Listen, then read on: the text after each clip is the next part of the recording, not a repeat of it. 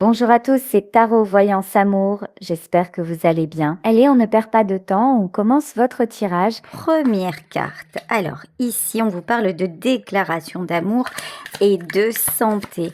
Là, on vous demande de vous préserver par rapport à un amour. Vraiment, faites attention à vous. C'est vraiment ce que je ressens en fait. Certes, vous avez envie d'y croire. Certes, vous aimez cette personne. Mais il n'y a pas que des bienfaits dans le fait de côtoyer cet homme ou cette femme. C'est en train d'atteindre votre santé. C'est en train de, petit à petit, de vous épuiser, de vous prendre toute votre énergie. Sincèrement, je ne ressens pas quelque chose de très sain ici. Tiens, ça s'invente pas, hein. C'est un métier, moi je vous dis c'est un métier. Ici on vous parle de l'illusion. Voilà, il y a quelqu'un face à vous qui fait illusion. Il y a quelqu'un face à vous qui n'est pas, finalement, qui n'est pas bon pour vous, malheureusement. Quels que soient les sentiments, cette personne ne veut pas vous perdre. Cette personne tient à vous, mais c'est quelqu'un de toxique. Voilà, ici, nous avons le futur. Alors, vous, on vous demande de vous interroger sur votre futur. Que souhaitez-vous dans votre futur? Imaginez-vous votre vie avec cette personne. Et si oui, est-ce dans de bonnes conditions? Est-ce vraiment dans votre intérêt? Ici, on vous parle d'espoir, mais bien sûr, vous l'aimez. Vous êtes amoureux. Vous êtes amoureuse. Vous êtes rempli d'espoir. Mais là, on vous demande d'être terre à terre. On vous demande de voir les choses telles qu'elles sont. Alors évidemment, vous le savez, il s'agit d'un tirage général. Vous prenez uniquement ce qui résonne. Mais si ce que je vous dis là, les premières cartes en fait vous parlent, là vraiment interrogez-vous et voyez la réalité telle qu'elle est. Est-ce que vous passez beaucoup plus de bons moments ou de mauvais moments? Est-ce que vous êtes plus souvent dans le doute que dans l'espoir? Est-ce que vous avez réussi à construire quelque chose ensemble, à fonder quelque chose ensemble, ou est-ce que finalement tout ne ressemble qu'à un château de cartes qui s'écroule à chaque fois? Alors, ici on vous parle d'alchimie. Il est certain que vous vous attirez irrésistiblement. Il est certain que vous avez du mal à être l'un sans l'autre, qu'à chaque fois il y a quelque chose ou quelqu'un qui vous ramène l'un à l'autre. Ce que vous ressentez est extrêmement fort et ça c'est sûr, hein. Ça vous ne pouvez pas lutter contre ça. Mais est-ce que c'est suffisant? Parce que là vraiment j'ai l'impression que cet homme ou cette femme est en train d'épuiser votre santé. J'ai l'impression que c'est quelqu'un qui puise finalement en vous ses forces et vous commencez à être réellement fatigué. Vous commencez peut-être à avoir des alertes aussi, hein. Ok, alors ici on vous parle de masque. Quand je vous disais que c'est pas très sain tout ça. Ici, on vous parle de fausseté. C'est quelqu'un qui peut vous dire quand il revient ou quand elle revient. C'est quelqu'un qui sait vous dire ce que vous avez envie d'entendre. Mais vous voyez que pour ce qui est de poser des actes, pour ce qui est de poser de véritables actions qui vont dans votre sens, ça n'est pas le cas. C'est quelqu'un qui est toujours, quelqu'un qui est tiraillé, me dit-on, entre plusieurs situations. Ici, on vous parle de maison. Vous, ce que vous souhaitez avec cet homme ou cette femme, c'est quelque chose de solide. Vous souhaitez de la stabilité, vous en avez vraiment envie et vous, en revanche, vous posez les racines, vous avez planté les racines qui font que cela pourrait fonctionner. Seulement, dans une relation telle qu'elle soit, nous sommes deux et là, en fait, vous faites un petit peu cavalier seul et ça commence à devenir usant pour vous. Ok. Sur l'illusion, voilà, une illusion de stabilité. Oui, évidemment. C'est quelqu'un qui, quand il revient, quand cette personne revient, elle peut vous faire croire que ça y est, il y a des choses qui sont posées. Il y a des choses qui sont résolues. Qu'enfin, vous allez avoir cette stabilité, ce futur finalement que vous espérez tant. mais analysez les choses. Vraiment, soyez lucide, soyez concret, soyez concrète. Est-ce que c'est vraiment le cas? Est-ce que depuis votre rencontre, vous avez avancé ensemble? Est-ce que, par exemple, vous vous êtes installés ensemble? Est-ce que c'est quelqu'un qui s'est, par exemple, séparé? Est-ce que c'est quelqu'un qui a réglé, qui travaille moins pour vous libérer du temps pour être avec vous, etc., etc.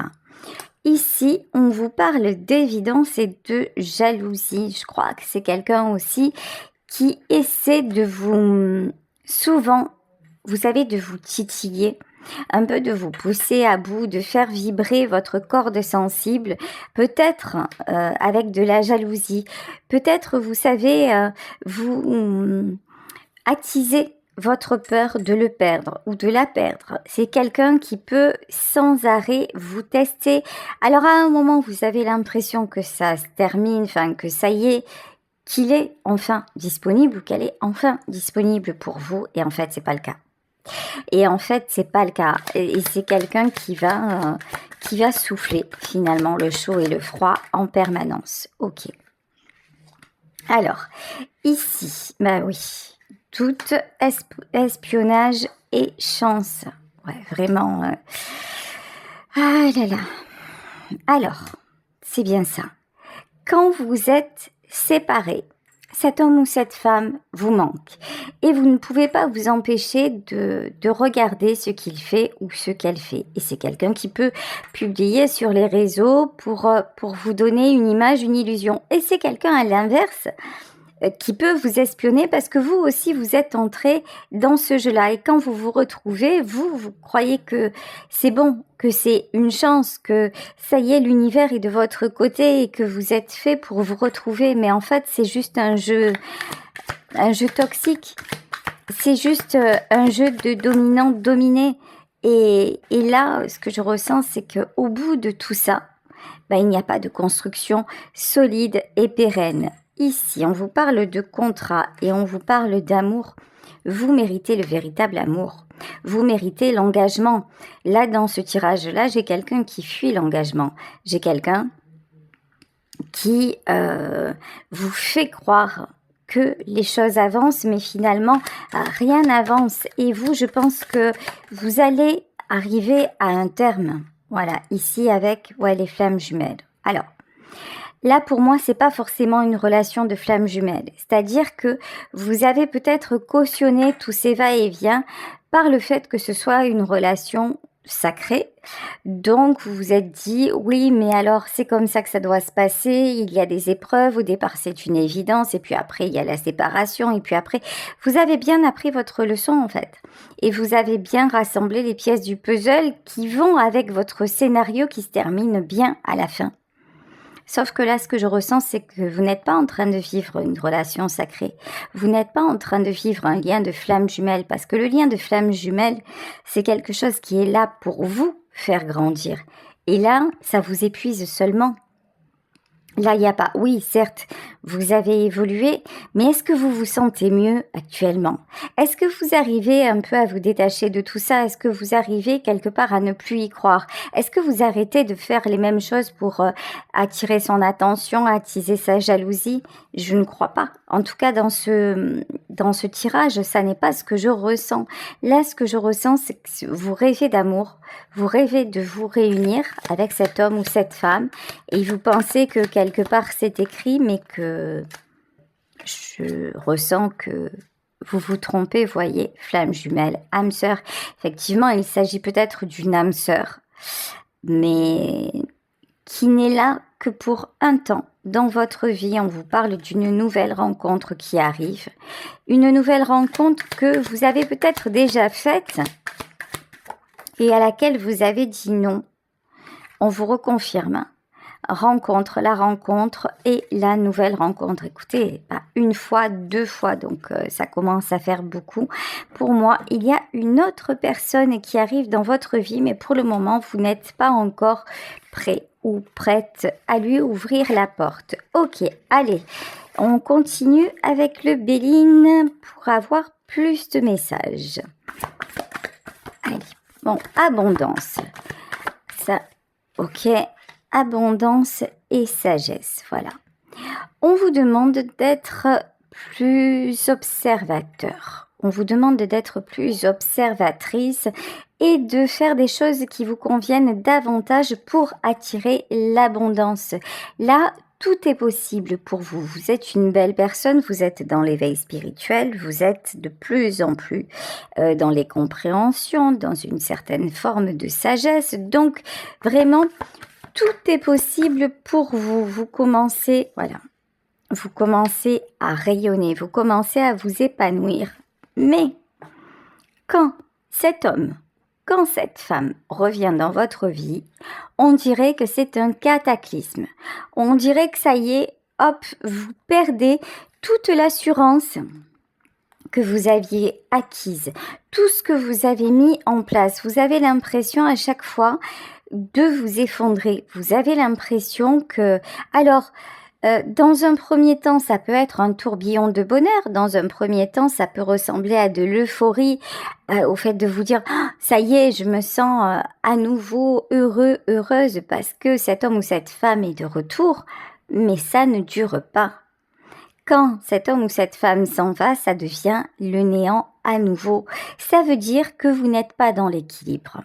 Ça veut dire que peu importe les comportements de celui ou de celle que vous avez en face, vous n'êtes plus censé réagir comme ça. Alors quand je dis vous n'êtes plus censé réagir comme ça veut dire que une fois que vous avez mis le doigt dans l'engrenage de l'éveil spirituel, ça sert à quoi tout ça? Cette spiritualité, ça sert à quoi? Non pas à vivre en ermite, non pas à ne plus souffrir, non pas à ne plus rien ressentir et à être au-dessus des autres. Ça sert à aller de mieux en mieux. Ça sert à mieux se comprendre. Ça sert aussi à se détacher des autres. Alors, pas se détacher en version égoïste. Pas se détacher en mode j'en ai plus rien à foutre. Non, c'est pas du tout ça. Ça sert à se détacher en mode l'autre c'est l'autre et moi c'est moi. Et je préserve ma stabilité. Et je peux aimer sans tout donner. Je peux aimer sans me sacrifier. Je peux me souhaiter le meilleur. Je peux me souhaiter l'abondance. Là, on voit que vous avez cheminé. On voit que vous avez progressé, mais son retour à chaque fois remet tout en péril. Donc, il y a quelque chose à comprendre et à dénouer là-dedans. Ici, avec la carte du hasard. Alors, ça c'est très important. Vous avez une destinée. Vous seul. Arrêtez de croire que votre destin est lié à cette personne. Arrêtez quelque part de vous sentir lié à lui ou lié à elle. Alors je sais que ça peut paraître un petit peu compliqué. Vous savez, des fois je conseille à certaines personnes, et je le fais moi-même d'ailleurs, de couper les liens toxiques avec quelqu'un. Et quand je dis ça, souvent vous avez un moment de recul parce que vous vous dites oh là là, mais coupez le lien. Vous ne retenez que couper le lien. Alors effectivement, quand on coupe le lien toxique, on peut couper le lien parce que si ce n'est que du toxique, forcément les chemins vont se séparer. Mais là, franchement, vous êtes vraiment, mais vraiment invité, à quelque part à couper le cordon avec cette personne. Vous êtes vraiment invité à arrêter que les choses se reproduisent, à interrompre cette boucle qui ne mène à rien. C'est un nouveau départ, toujours pour la même fin. Donc là, vous êtes invité à briser ce cycle qui vous lie et à prendre... Oula, vous voyez, les cartes, elles se sont... Je ne sais pas si vous avez vu, là, elles ont bondi ici. Nous avons l'étoile de la femme, c'est ça, hein, l'étoile de la femme, la maladie. En fait, tant que vous le côtoyez, tant que vous la côtoyez, ça vous rend malade. Ça vous rend malade parce que vous n'arrivez pas à vous détacher. Vous savez, je ne sais pas si vous l'avez vous-même vécu. Moi, à un moment dans ma vie, j'ai dû me séparer de la personne je me suis séparée de plein de personnes de gré ou de force, mais la personne la plus chère à mon cœur, c'est-à-dire mon enfant.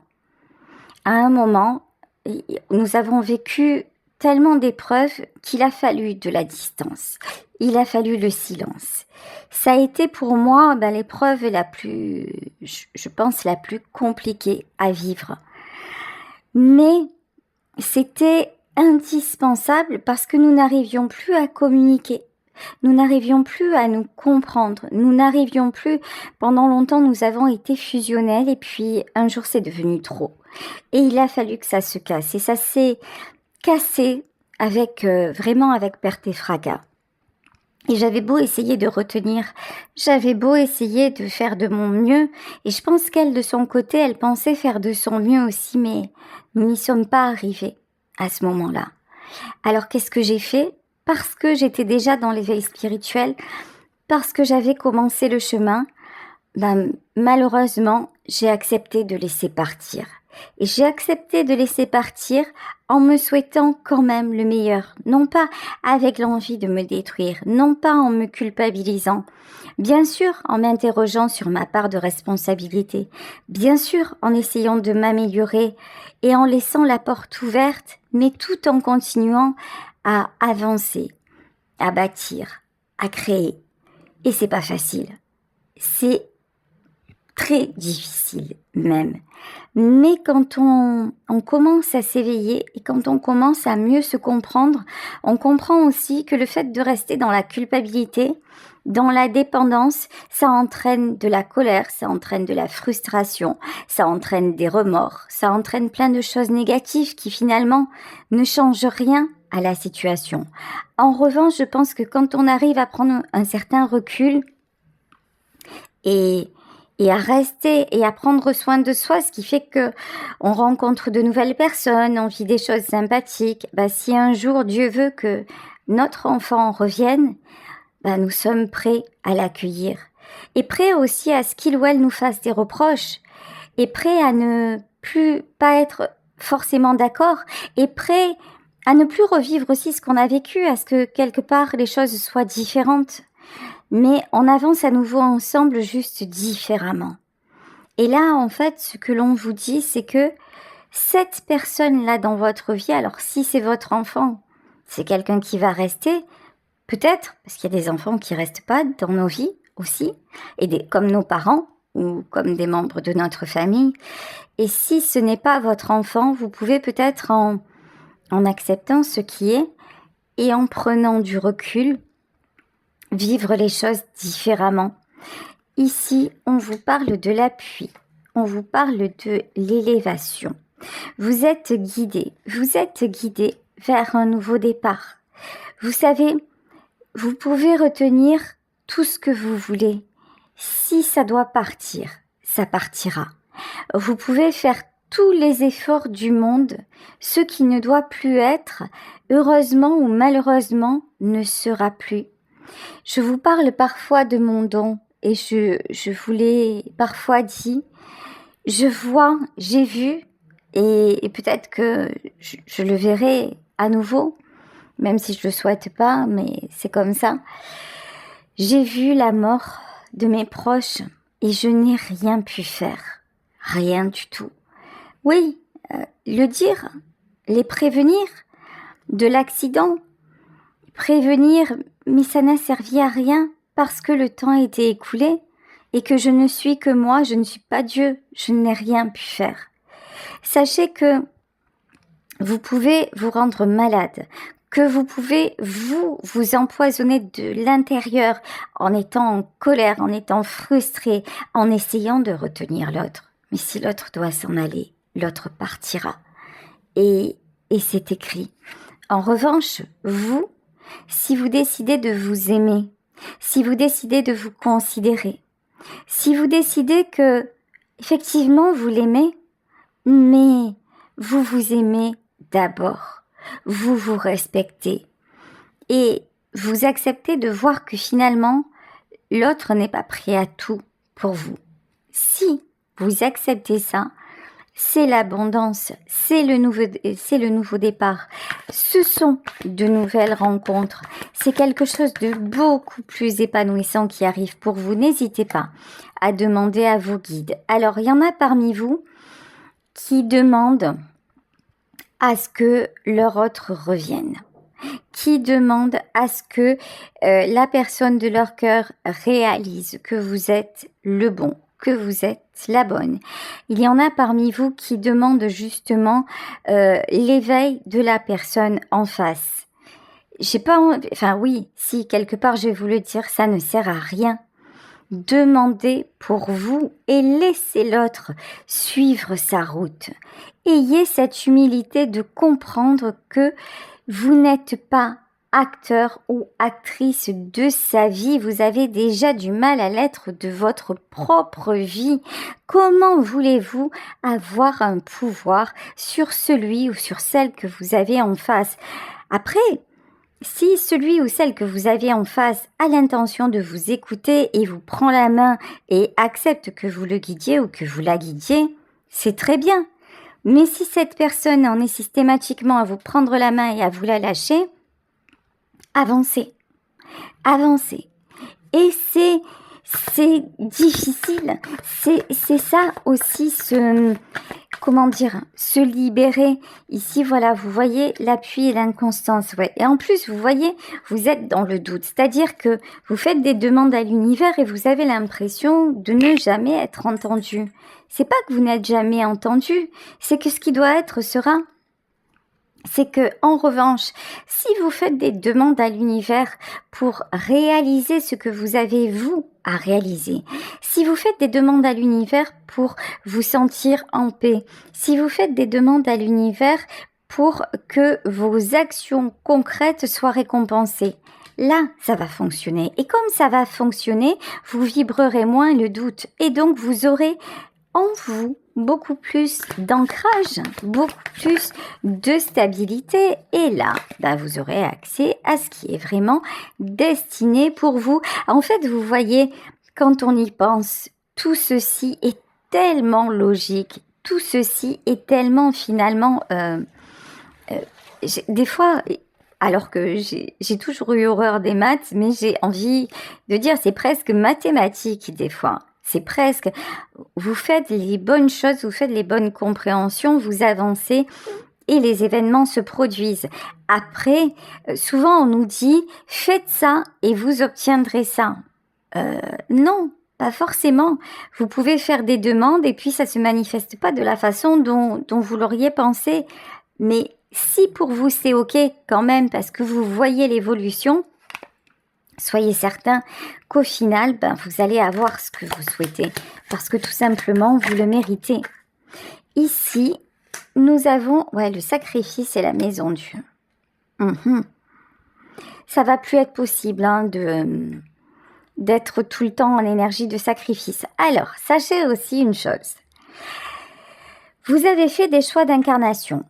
Alors, moi, c'est la théorie que j'expose. Je prétends pas que ce soit la vérité. Je dis juste que cette théorie me semble cohérente. Après, vous en faites ce que vous voulez. Je suis pas là pour vous convaincre de quoi que ce soit. Mais si on part du postulat que nous avons fait un choix d'incarnation, là, clairement, dans ce tirage, votre choix d'incarnation, c'est d'évoluer. Votre choix d'incarnation, c'est d'éliminer à un moment ce qui ne vous sert plus. Votre choix d'incarnation, c'est d'être dans l'abondance et d'emmener à une période de votre vie vraiment de belles choses qui vous ont destiné. Donc, si on part de là, qu'est-ce qui se passe? Exit le sacrifice. C'est-à-dire que vous pourrez essayer, vous pourrez vous accrocher à quelqu'un, à une situation. À un moment, vous avez dit dans une autre vie qu'à ce moment-là, vous lâcheriez. Donc, vous lâchez. Donc, aujourd'hui, là, vous êtes sur le point de lâcher et de vraiment, ici, de déconstruire, ici, avec la maison Dieu. Là aussi, le temps est imparti. C'est une petite mort. C'est une petite mort à tous ceux qui ne vous correspondent plus. Donc, cette personne, certes, elle revient dans votre vie. Certes, vous allez encore essayer, mais pour moi, ça ne fonctionnera pas.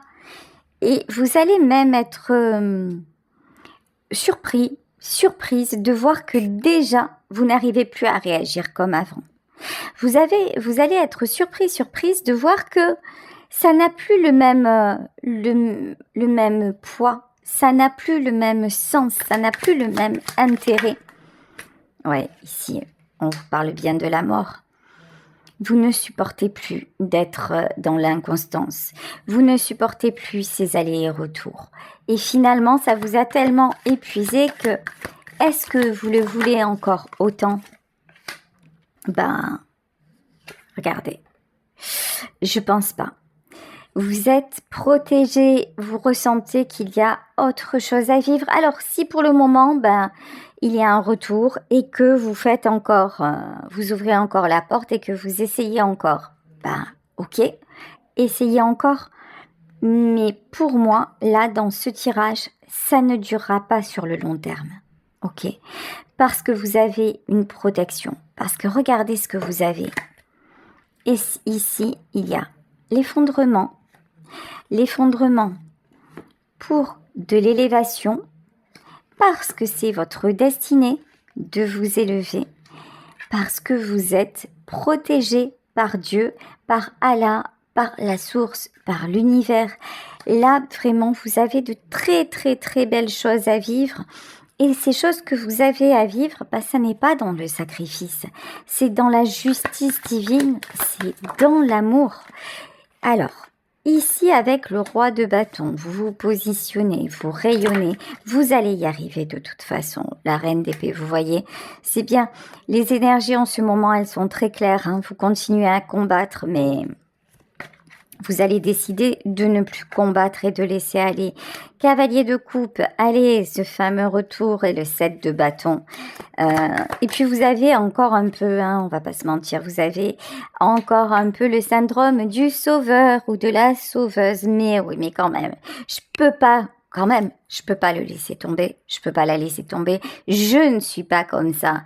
Mais quand vous en êtes à vous dire, je ne peux pas le faire parce que je ne suis pas comme ça. Qu'est-ce que c'est? C'est de l'ego. C'est pas du cœur.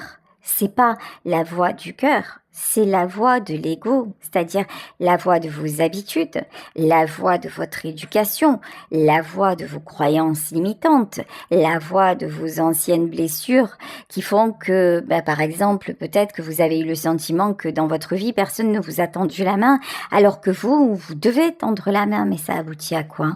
À rien. Ça aboutit à de la stérilité. Ça aboutit à des blocages. Vous avez beau essayer encore, vous voyez bien que ça ne sert à rien.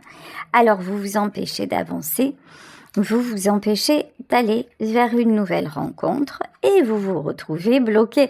Je vous dis en fait, les cartes d'elles-mêmes, elles vous racontent l'histoire.